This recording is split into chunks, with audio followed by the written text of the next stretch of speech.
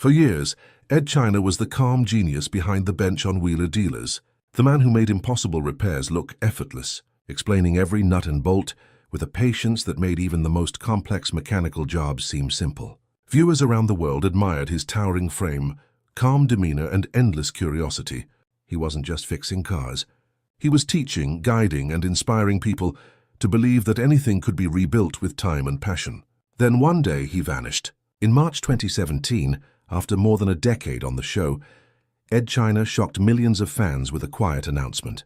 "I'm afraid it's true, and I'm really sorry," he said in a farewell video.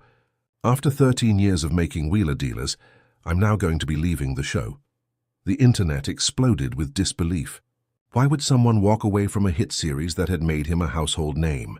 The answer, as Ed would later reveal, wasn't about money, fame, or fatigue. It was about principle. The show he helped build had started as a humble British car restoration series, 2 men, a small garage, and a mission to rescue old cars from the scrap heap. Ed handled the mechanics. His co-host Mike Brewer did the buying and selling. Together, they created a unique balance of entertainment and education. What set Wheeler Dealers apart was Ed's meticulous workshop segments. He showed the real process, the grime, the seized bolts, the challenges that every mechanic faces. But when Discovery Channel moved the show's production from the UK to the United States, things began to change. The producers wanted shorter, faster episodes, less technical detail, and more TV-friendly pacing. Ed disagreed. To him, cutting the mechanical depth meant cutting the soul of the show. It wasn't just about cars, it was about honesty, craftsmanship, and transparency. In his calm but firm way, Ed explained that if the educational value disappeared, so would the integrity of Wheeler Dealers. And rather than compromise, he walked away. His departure created shockwaves across the automotive world. Fans flooded social media with emotional messages, some supportive, others angry, many heartbroken. To them, Ed was the heart of the show, the quiet expert who turned education into art. Mike Brewer continued the series with a new co-host, but the chemistry that defined Wheeler Dealers couldn't be replaced. Still, Ed didn't attack or blame anyone. He left with grace, explaining his choice as a matter of principle. Behind the scenes, though, it wasn't easy. Years of tight filming schedules, creative clashes, and production pressure had taken their toll. After leaving, Ed did something rare in the age of constant visibility. He disappeared. For nearly a year, he retreated from the spotlight. No interviews, no news shows, no social media updates. Fans began to wonder, was he done with TV? Was he burned out? Or was he building something in secret? What little was known suggested he had returned to his personal workshop, the same space where he'd once built his famous street-legal sofa and motorized office chair. There, away from the noise of television, Ed was simply being himself again, tinkering, experimenting, and thinking. People close to him described it as a time of quiet recharge. After years of deadlines and producers dictating what to film, he was finally free to create without constraints. There were rumors he was working on electric conversions, transforming classic cars into sustainable machines while keeping their vintage soul intact. Others said he was reviving old inventions. Whatever he was doing, it was clear he hadn't lost his spark. He was just building again for the joy of it. Then, in May 2018, a new video quietly appeared on YouTube. Garage Revival, Episode 1. No hype, no flashy trailer, just Ed, a camera, and a dusty old Volkswagen Golf. The concept was beautifully simple: help car owners who had stalled mid-restoration finish their projects. It wasn't about perfection or television drama. It was about real people, real garages, and real repairs.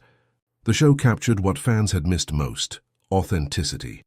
Ed's calm explanations returned, his familiar hands covered in grease, as he showed viewers exactly what needed to be done and why. There were no scripted moments, no fake deadlines, just a man doing what he loved. Garage Revival was modestly produced, but it resonated deeply. Fans poured into the comments, welcoming him back, thanking him for staying true to his roots. Some said the show felt even better than Wheeler Dealers, because it was honest, personal, and pure.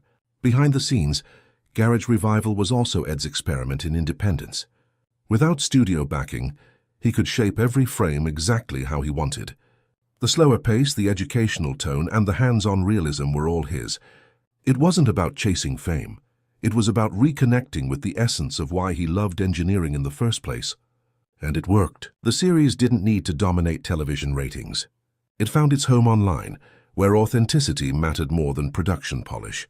But while Garage Revival reminded the world who Ed China was, it also hinted that he was evolving into something new. A year later, those lucky enough to visit Ed's garage saw something extraordinary. Behind unmarked doors sat a wonderland of creativity. The street-legal sofa, the motorized bathroom, the bizarre contraptions that once captured public imagination, all still there, surrounded by sketches, parts, and prototypes. But there was also evidence of failure: an abandoned self-steering barstool project, scorched wiring, and a battery pack that had clearly overheated. It was a reminder that invention always comes with risk. For Ed, though, these failures weren't defeats. They were experiments. Every burned wire, every broken circuit was part of the learning curve. His garage wasn't just a workspace. It was a living laboratory for ideas no one else would dare to try. By 2021, Ed's focus had shifted toward the future of engineering itself. He saw a world moving toward electric vehicles and sustainability, and he wanted to bridge that gap between classic car culture and modern technology.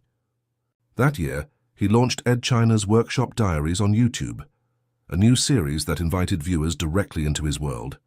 Each episode featured him working on his own projects, restoring engines, experimenting with EV conversions, or explaining the science behind innovative systems. Unlike mainstream shows, there were no sponsors dictating content or editors trimming details. It was pure Ed, curious, methodical, and deeply informative. One episode showed him converting a classic Mini into an electric car, carefully adapting the motor mounts, wiring up the control systems, and explaining every step in plain English. It wasn't about showing off. It was about sharing knowledge, keeping craftsmanship alive in a digital age. The beauty of Workshop Diaries was in its honesty. It didn't rush. It didn't try to entertain with artificial stakes. Instead, it invited the audience to slow down, learn, and appreciate the process. The comments were filled with gratitude from fans who felt they were back in the workshop with an old friend. For many, it wasn't just about cars anymore. It was about reconnecting with a lost sense of patience and creativity. Ed had transformed his YouTube channel into something larger than a show. It became a classroom, a community, and a movement for honest engineering. Over time, it became clear that Ed China's story wasn't about fame or television at all. It was about integrity. In an industry obsessed with speed and spectacle, he stood for something timeless. That quality matters, that craftsmanship deserves respect, and that the journey of creation is as valuable as the finished result. He could have stayed on wheeler dealers, taken the easy money, and played along with the new format. But instead, he walked away to protect what he believed in. That decision made him not just a mechanic, but a symbol of authenticity in a world that often trades it for convenience. Today, Ed continues to produce new episodes, still tinkering, still exploring, still inspiring. His calm voice and steady hands remain a reminder that engineering isn't just about machines, it's about mindset. For every young person picking up a wrench, every home mechanic fighting a stubborn bolt, and every dreamer trying to build something meaningful, Ed China stands as proof that true passion never fades. It just evolves quietly, persistently, like the hum of an engine tuned perfectly by someone who loves what they do. In the end, his story isn't about walking away from television. It's about walking toward truth, creativity, and the kind of work that speaks louder than fame ever could.